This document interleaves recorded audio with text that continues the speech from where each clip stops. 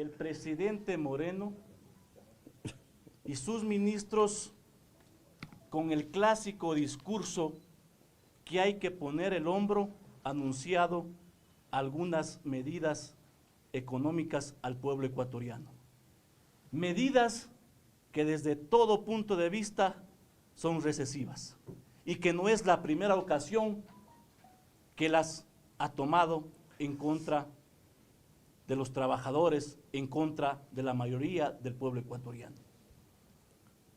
Plantear de que es momento que todos los ecuatorianos necesitamos poner el hombro, que necesitamos hacer esfuerzos extras,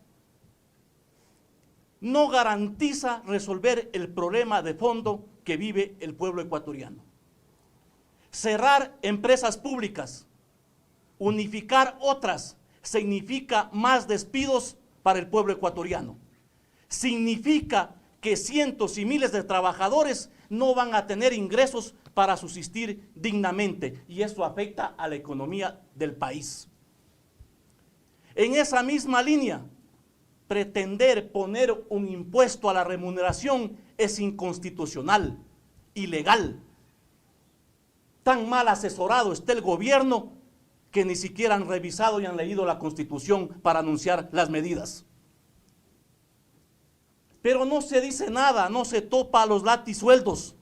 Por eso es que nosotros hemos planteado, lo planteamos en el 2016, lo ratificamos en el 2017, en octubre del 2019, de que se debe regular las remuneraciones, se debe normar y que nadie puede ganar por encima de los 10 salarios básicos del sector privado. Sin embargo, no se toma en consideración ese elemento. Por otra parte, no sé si es que el gobierno nos quiere ver la cara de pendejos a los ecuatorianos, pero dice que va a tomar un impuesto en el tema de la retención a la fuente, de las petroleras, de las telefonías y de la banca. Lo que no le dice al pueblo ecuatoriano, de lo que le está pidiendo, es un anticipo. El próximo año, en el mes de abril, tendrá que devolverles. Y entonces aquí no se toma ningún impuesto y no se topa a los grandes grupos económicos.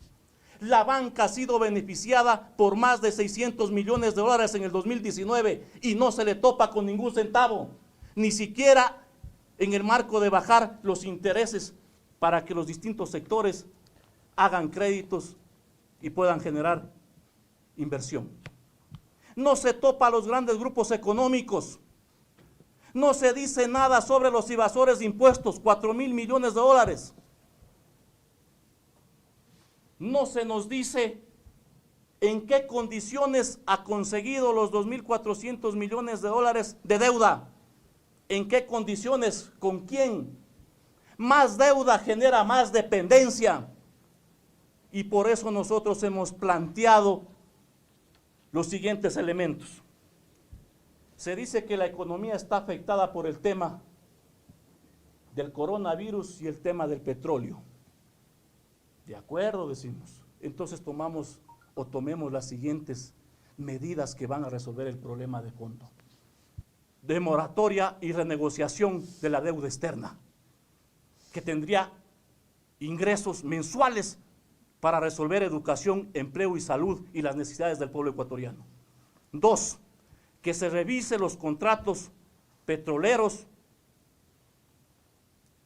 3, que se revise los contratos de las telefonías Movistar. Tienen ganancias que sobrepasan el 90%, se les llevan 3.000 millones de dólares a los ecuatorianos. Si solo nos dejaran el 50%, el Estado tendría ingresos de 1.500 millones de dólares. ¿Cuál es el otro elemento adicional que hemos planteado? Que los 270 grupos económicos por lo menos paguen el 4% del impuesto a la renta. Eso significaría 1.200 millones de dólares de ingresos al Estado. Entonces son medidas que hay que tomar, que hemos planteado desde el 2016, ratificadas en octubre del 2019 y que no se toma en consideración. En la práctica, entonces, el gobierno toma estas medidas que afectan al pueblo ecuatoriano y que no se topa a los grandes grupos económicos. Decimos los trabajadores de que el diablo está en las ramas. El presidente se ha cuidado en su discurso de anunciar sobre el tema de la eliminación de subsidios. Al parecer, aprendió la lección del mes de octubre.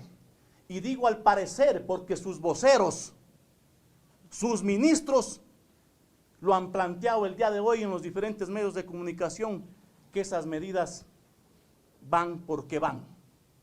Y nosotros les decimos, y le decimos al gobierno, de que sí plantea eliminar los subsidios, focalizar los mismos, monetizar, privatizar CNT, Sopladora, Banco del Pacífico, plantear reformas laborales que vulneren derechos individuales y colectivos, inmediatamente ejecutaremos la resolución de nuestra 13ª convención y nos tomaremos las calles haciendo uso del derecho a la resistencia. En esa línea, entonces, los trabajadores seguimos con nuestra agenda y seguimos preparando la convención o el encuentro de jubilados y afiliados para el 20 de marzo, que será un espacio que discuta el tema de la seguridad social, pero también los problemas que vive el pueblo ecuatoriano. Muchas gracias.